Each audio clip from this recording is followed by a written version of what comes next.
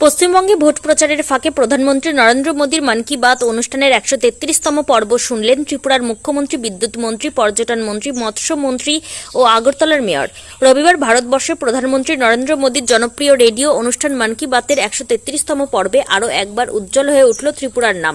ত্রিপুরার ঐতিহ্যবাহী বাঁশ ও বেতের কারুশিল্পের ভূয়সী প্রশংসা করলেন প্রধানমন্ত্রী। বিশেষত গোমতী জেলার বিজয় সূত্রধর এবং দক্ষিণ জেলার প্রদীপ চক্রবর্তীর নিখুঁত কাজের কথা তিনি দেশবাসীর সামনে তুলে ধরেন। রবিবার পশ্চিমবঙ্গের বিধানসভা নির্বাচনের প্রচারের ফাঁকে প্রধানমন্ত্রীর এই অনুষ্ঠান শোনেন ত্রিপুরার মুখ্যমন্ত্রী ডক্টর মানিক সাহা।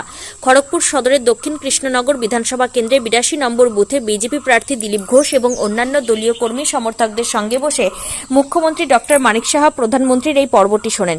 অপরদিকে কলকাতার প্রেটোরিয়া স্ট্রিট ত্রিপুরা ভবনে ভোট প্রচারের ফাঁকে প্রধানমন্ত্রী 133তম পর্ব শুনলেন ত্রিপুরার বিদ্যুৎ ও কৃষিমন্ত্রী রতন লাল নাথ, পর্যটন মন্ত্রী সুশান্ত চৌধুরী, মৎস্যমন্ত্রী সুধাংশু দাস এবং আগরতলা পৌর নিগমের মেয়র দীপক মজুমদার।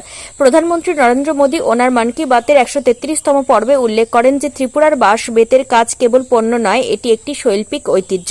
বিজয় সূত্রধর এবং প্রদীপ চক্রবর্তীর মতো শিল্পীরা যেভাবে আধুনিকতার ছোঁয়ায় এই প্রাচীন শিল্পকে বাঁচিয়ে রেখেছেন তা সত্যি প্রশংসনীয়। তাদের তৈরি সামগ্রী এখন কেবল রাজ্যের গণ্ডিতে সীমাবদ্ধ নেই, দেশের গরিমাও বাড়াচ্ছে।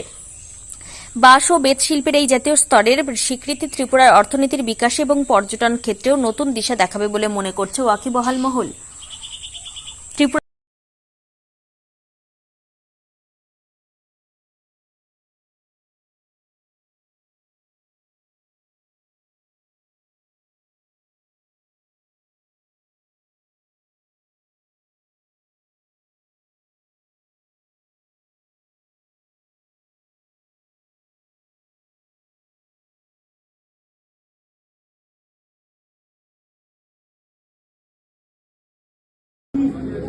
माननीय साधन घोष महाशय के वरुण को विधानसभा को कन्वेनर।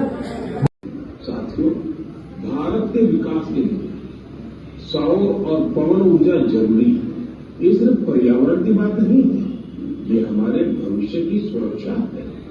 इसमें हम सबकी भूमिका है।